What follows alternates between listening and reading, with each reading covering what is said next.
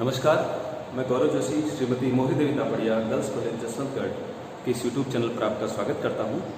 हम पढ़ रहे थे इंश्योरेंस क्लेम्स और आज हम क्वेश्चन नंबर 4 सोल्व करेंगे।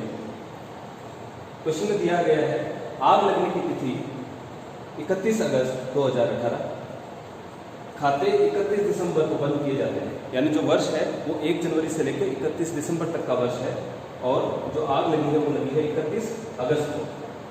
स्टॉक दिया गया है 31 दिसंबर 2017 को 26,544 रुपये और 31 दिसंबर 2016 को 19,228 रुपये का। यानी ये जो अभी वर्ष है, जिस वर्ष का हमको मेमोरेंडम ट्रेडिंग बनाना है वो है 1 जनवरी 2018 से लेकर 31 दिसंबर 2018 तक। और जो ओपनिंग स्टॉक काम में आएगा वो आएगा 31 दिसंबर 2017 का। 31 दिसंबर 2017 का जो स्टॉक है वो हमारे लिए 2018 में ओपनिंग स्टॉक बन जाएगा। आगे सूचना दी गई है परचेज और सेल्स की। 2017 के पूरे वर्ष की सूचना दी गई है परचेज की। परचेज था 90,516 रुपये का, सेल्स थी 1,04,000 रुपये। और जिस साल आग लगी है वर्ष 2018 में, उसमें 1 जनवरी से लेकर 31 अगस्त तक के आंकड़े दिए गए हैं। परचेज है 69,654 रुपये की और सेल्स है 98,340 रुपये। आगे अन्य सूचनाएं दी गई है। मई 2018 में 10,000 मूल्य का माल विज्ञापन काम में लिया गया। 2018 जिस वर्ष आग लगी है उस वर्ष परचेज में से 10,000 रुपये का माल विज्ञापन के काम में लिया गया, तो हम परचेज में से ये घटा देंगे, माइनस कर देंगे। दूसरी सूचना है वर्ष 2018 में नकद विक्रय 1190 को पुस्तकों में दर्ज नहीं किया गया। 1190 रुपये का जो विक्रय था उसको पुस्तकों में दर्ज नहीं किया गया 2018 में, तो हम ये जो विक्रय की राशि है 1190 रुपये, ये हम सेल्स में ऐड कर देंगे मेमोरेंडम ट्रेडिंग अकाउंट बनाते समय। आग लगने की तिथि को अनुमानित स्टॉक का मूल्य ज्ञात कीजिए। 31 अगस्त को कितना स्टॉक था व्यवसायी के पास वो हमको ज्ञात करना है।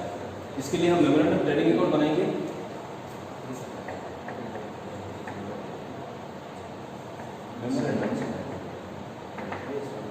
ट्रेडिंग अकाउंट, ये मेमोरेंडम ट्रेडिंग अकाउंट बनेगा फ्रॉम 1 जनवरी 19 टू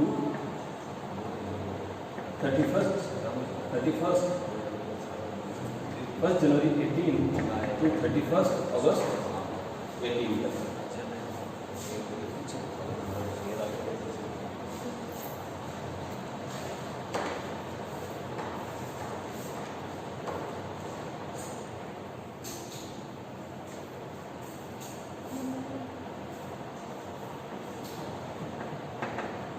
अमाउंट का कॉलम हो गया।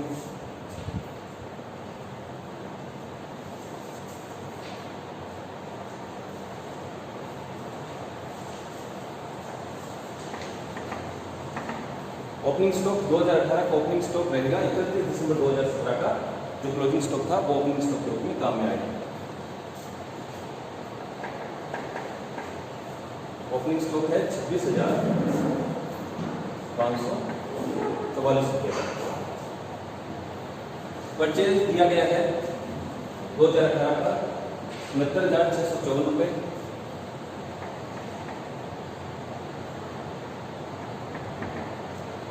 और इसमें से हम लेस कर देंगे जो ये 10,000 रुपये का माल विज्ञापन के काम में लिया गया था वो हम लेस कर देंगे, क्योंकि वो स्टॉक में शामिल नहीं किया जाएगा।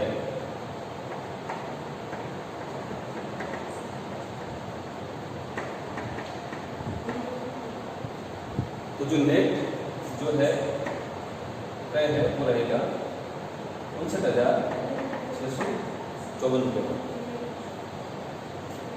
सेल्स दी गई है 2018 की सेल्स दी गई है 98,340 रुपये।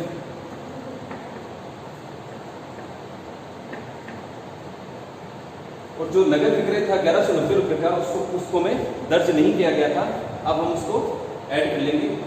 ये सेल्स में शामिल नहीं किया हुआ था।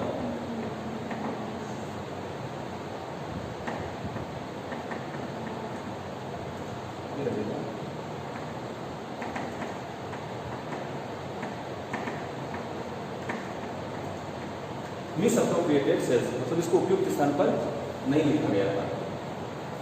1190 रुपये की सेल्स ऐड करेंगे। तो 98,340 में 1190 रुपये ऐड करेंगे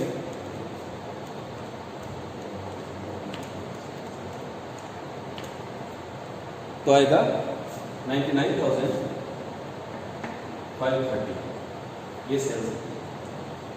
अब हमको क्या करना होता है, मेमोरेंडम ट्रेडिंग अकाउंट में ग्रोस प्रॉफिट की रेट चाहिए होती है और विक्रय पर ग्रोस प्रॉफिट की रेट से हम यहाँ पर ग्रोस प्रॉफिट ज्ञात कर लेते हैं।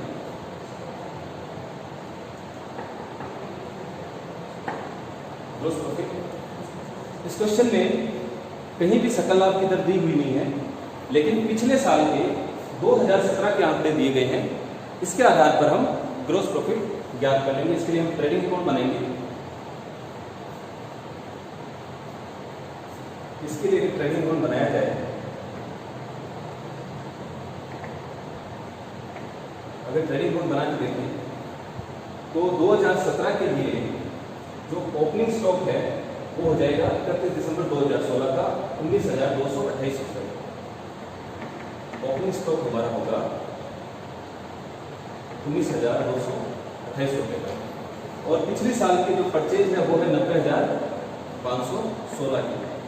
उसमें ऐड कर देंगे, परचेज ऐड कर देंगे 90,516 रुपये का। तो जो डेबिट साइड का टोटल है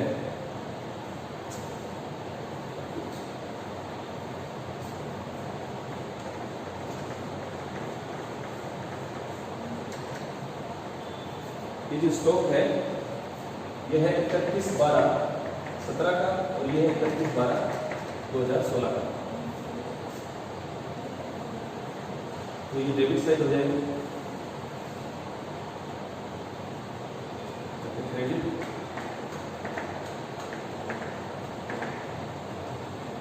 परचेज दिया गया 90,516 का। सेल्स दी गई है पिछले साल की 1,04,000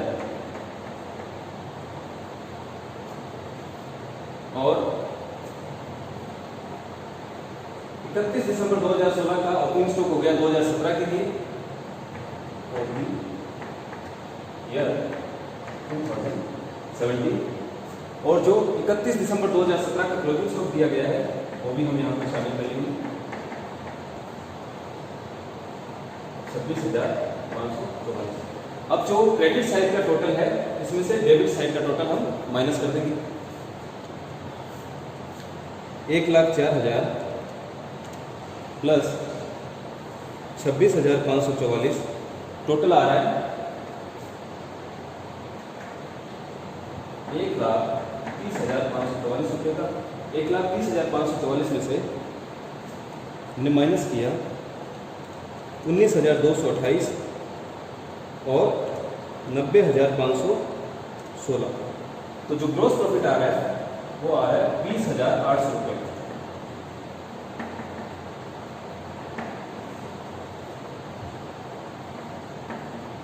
1,30,544 और जो रेट ऑफ जीपी आएगी पिछले साल 2017 की जो सकल लाभ की दर है वो आएगी जीपी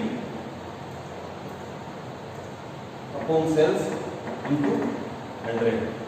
तो ग्रोस प्रॉफिट था 20,800, ग्रोस प्रॉफिट है 20,800 रुपये और जो बिक्री थी 1,04,000 की। इसको अगर हल करते हैं तो ये आएगा 20%, यानी कि जो पिछले साल ग्रोस प्रॉफिट की रेट थी, सकल लाभ की दर थी, वो थी 20%। तो इसी दर को हम इस साल काम में लेंगे, क्योंकि ये जो मेमोरेंडम ट्रेडिंग अकाउंट है ये साल के 20 में बना रहे हैं और हमको ग्रोस प्रॉफिट की रेट एक क्वेश्चन में दी हुई नहीं है, पिछले वर्ष के आंकड़े दिए हुए थे। इनके आधार पर हमने ज्ञात किया कि पिछले साल अगर 20% कमाया है तो इस साल भी हम यही मानेंगे कि शायद जो अनुमानित जो सकल लाभ की दर है वो 20% ही रहेगी। तो जो इस साल की बिक्री है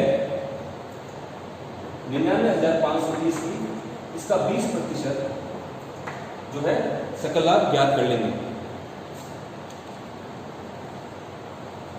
99,530 का अगर हम 20% देखते हैं तो आता है 19,906 रुपये।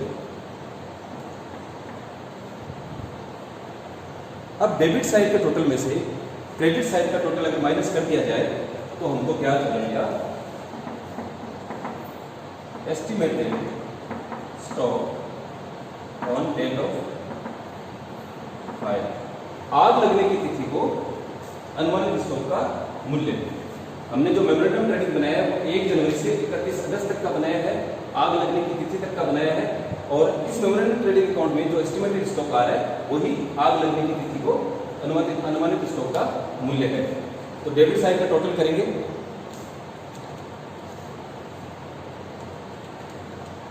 26,544, 59,654 और 19,906। हमारा टोटल आ रहा है 1,06,104 रुपये। इसमें से हम 99,530 रुपये लेस कर देंगे। तो जो अनुमानित स्टॉक आ रहा है वो आ रहा है 6,574 रुपये।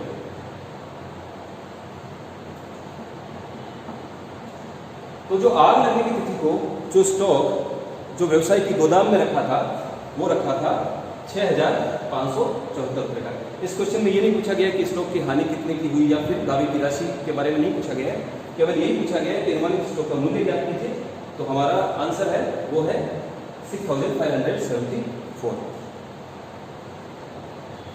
एक क्वेश्चन और करके देखते हैं, क्वेश्चन नंबर 5।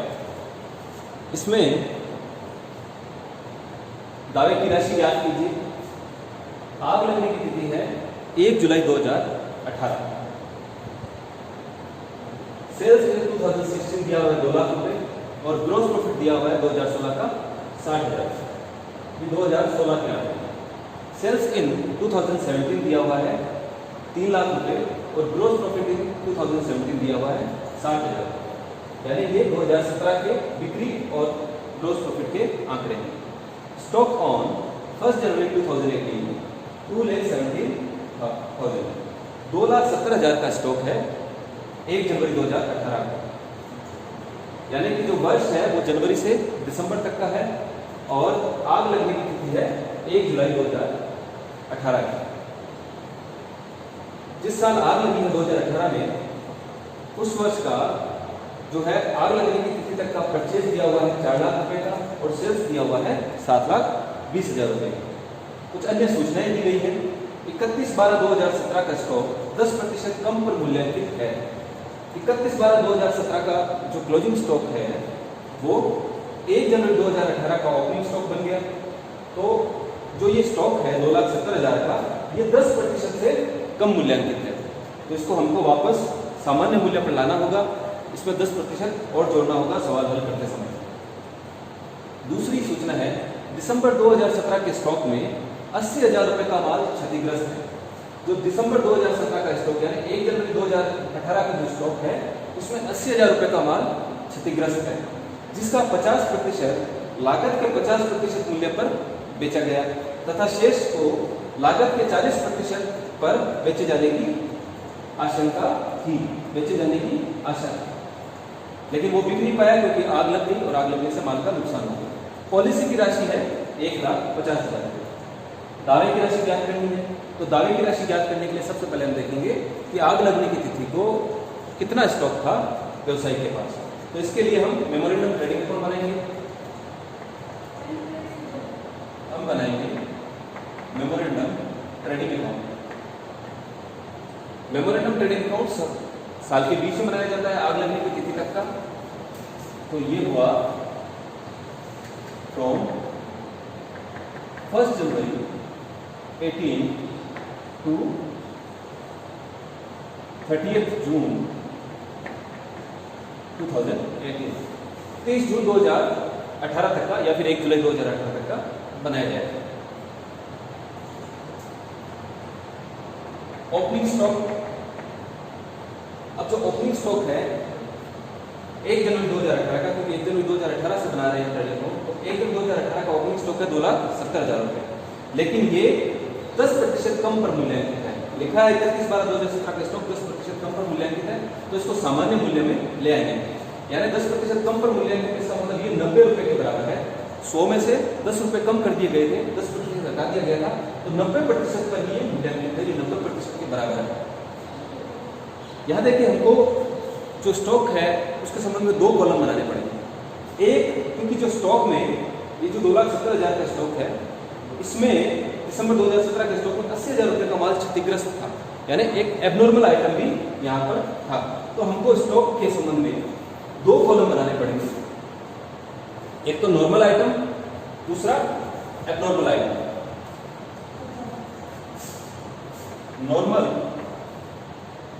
नॉर्मल आइटम्स, दूसरा है एबनॉर्मल आइटम्स।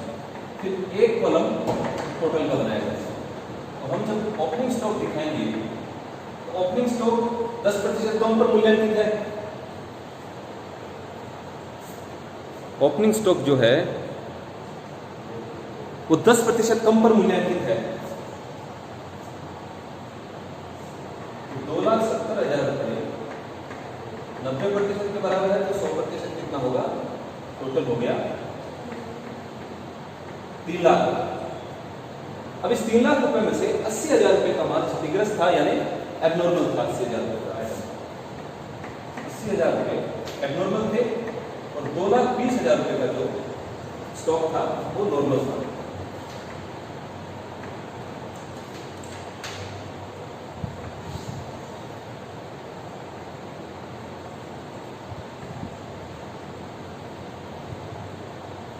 अब बात करते हैं परचेज की। परचेज दी हुई है 4 लाख रुपए की। परचेज नॉर्मल है, परचेज के संबंध में कुछ नहीं कहा गया, तो पूरा का पूरा नॉर्मल माल का सामान्य माल का क्रय किया गया। फिर दिया गया है सेल्स।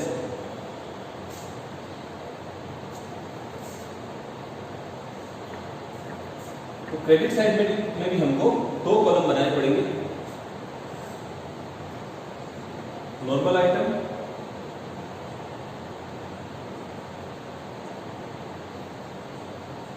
और एबनॉर्मल आइटम।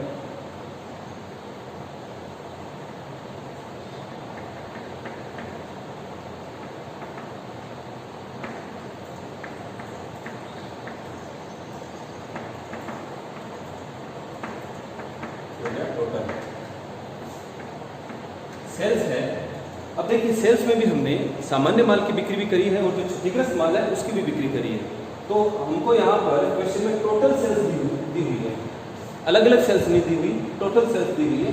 तो हमको इसमें से ज्ञात करना पड़ेगा कि कितनी सेल्स जो है क्षतिग्रस्त माल की थी और कितनी सामान्य माल की। तो टोटल सेल्स थी हमारी 7,20,000 रुपये। अब यहाँ पर यह कहा गया है कि दिसंबर 2017 के स्टॉक में जो 80,000 रुपये का माल क्षतिग्रस्त था उसका 50% यानी क्षतिग्रस्त माल का जो क्षतिग्रस्त माल था 80,000 रुपये, उसका 50% यानी कि उसका 50% हो गया 40,000 रुपये। क्षतिग्रस्त माल का 50% हो गया 40,000 रुपये।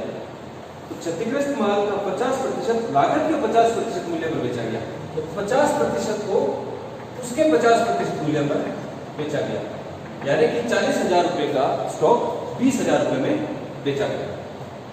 तो 20,000 की बिक्री असामान्य माल की, एबनॉर्मल आइटम की गई। इस 7,20,000 में 20,000 की बिक्री असामान्य जो क्षतिग्रस्त माल है, स्टॉक है, उसकी है, और 7 लाख रुपए की बिक्री जो है वो नॉर्मल आइटम्स।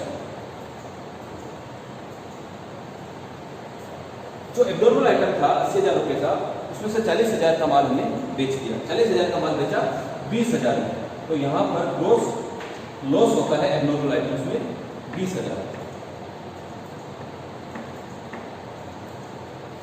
अब बात करेंगे stock on date of fire. Stock on date of fire ज्ञात करने के लिए हमको सकल लाभ की दर चाहिए, और सकल लाभ की दर हम फिर सकल लाभ की दर के आधार पर हम ग्रोस प्रॉफिट ज्ञात करेंगे, और फिर डेबिट साइड के टोटल में से क्रेडिट साइड का टोटल घटा दिया जाएगा, तो हमको stock on date of fire ज्ञात हो जाएगा। आग लगने की तिथि को जो गोदाम में माल रखा था उसका मूल्य ज्ञात हो जाएगा। तो ग्रॉस प्रॉफिट की दर क्वेश्चन में कहीं दी हुई नहीं है, लेकिन हमको 2016 और 2017 के आंकड़े दिए गए हैं और उनके आधार पर हम सकल लाभ की दर ज्ञात कर लेंगे और 2 सालों की सकल लाभ की दर ज्ञात की जाएगी और उनका फिर औसत ज्ञात कर लेंगे। तो 2016 की बिक्री थी 2 लाख रुपए और जो ग्रॉस प्रॉफिट है वो है 60,000 रुपये का। तो अगर सकल लाभ की दर ज्ञात की जाए 2016 की, रेट ऑफ जीपी, तो जो सकल लाभ की दर है वो पिछले 2 सालों के आधार पर ज्ञात करेंगे। तो 2016 में जो रेट ऑफ जीपी इन 2016 में सकल लाभ की दर क्या थी? 2016 में 60,000 रुपये का लाभ कमाया, बिक्री थी 2 लाख रुपये की। इसको हल करते हैं तो आता है 30%, यानी कि 2016 की जो सकल लाभ की दर थी वो थी 30%। 2017 के आंकड़े भी दिए गए हैं, लेकिन अब एक चीज हमको यहाँ ध्यान में रखनी होगी कि 2017 का जो ग्रॉस प्रॉफिट है वो जो है कम दिया हुआ है, कम आंका गया है, क्योंकि जब 2017 का ट्रेडिंग अकाउंट बनाया गया था और 2017 का जो ट्रेडिंग अकाउंट में जो क्लोजिंग स्टॉक दिखाया गया था वो 10% कम पर मूल्यांकित दिखाया गया था। तो अगर क्लोजिंग स्टॉक 10% कम पर मूल्यांकित था तो जो ग्रॉस प्रॉफिट है वो भी कम ज्ञात हुआ है। जो 2017 का जो क्लोजिंग स्टॉक था 2,70,000 रुपये, वो 90% पर आंका गया था और अगर इसको सामान्य मूल्य पर ज्ञात करें तो 2017 का क्लोजिंग स्टॉक होता है 3 लाख रुपये। देखिए इसको हम यहाँ पर हल करके देखेंगे।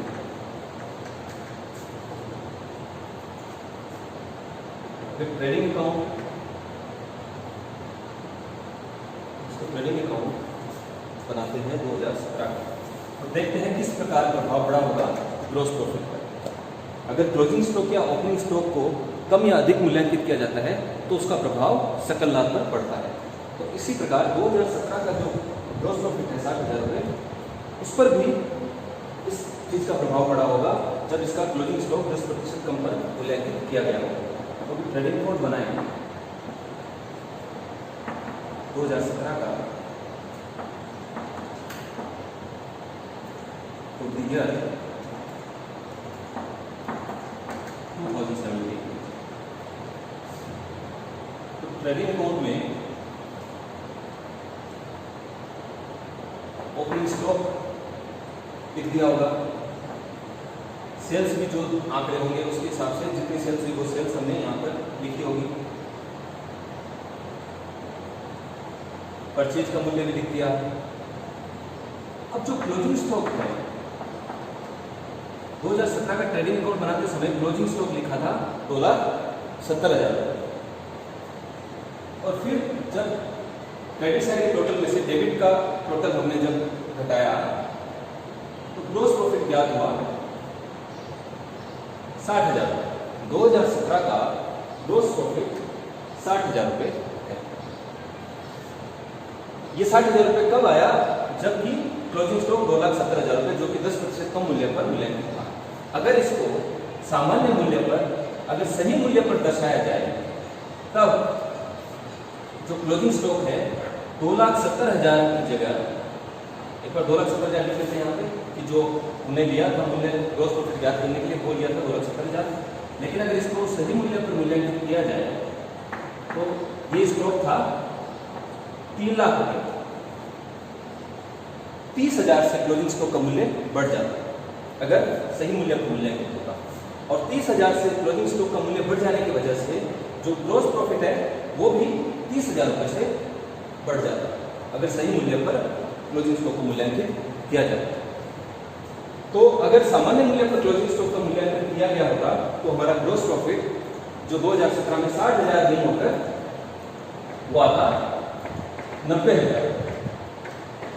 तो जब हम सवाल हल करेंगे तो सवाल में हमको जो है सकल लाभ जो है जो ग्रॉस प्रॉफिट है वो करेक्ट लेना है। 60,000 रुपये के आधार पर हमको सकल लाभ की दर ज्ञात नहीं करनी है 2017 की, हमको 90,000 रुपये के आधार पर सकल लाभ की दर ज्ञात करनी है। तो अगर 2017 में अब देखा जाए सकल लाभ की दर, तो 90,000 रुपये लाभ हुआ सकल लाभ, 3 लाख की बिक्री थी, ये भी 30% आ रहा है। यानी 2016 में भी सकल लाभ की दर 30% थी, 2017 में भी सकल लाभ की दर 30% थी। इनका अगर एवरेज लें तो आता है 30%।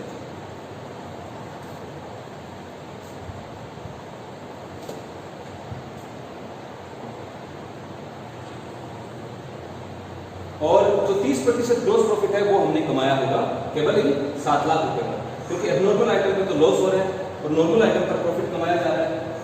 तो ग्रॉस प्रॉफिट 7 लाख रुपए का 30%, 2,10,000। तो ग्रॉस प्रॉफिट आएगा 2,10,000। अब क्या करेंगे, डेबिट साइड के टोटल में से क्रेडिट साइड का टोटल घटा दिया जाएगा और स्टॉक की राशि क्या करेगी। तो जो नॉर्मल आइटम्स का टोटल आ रहा है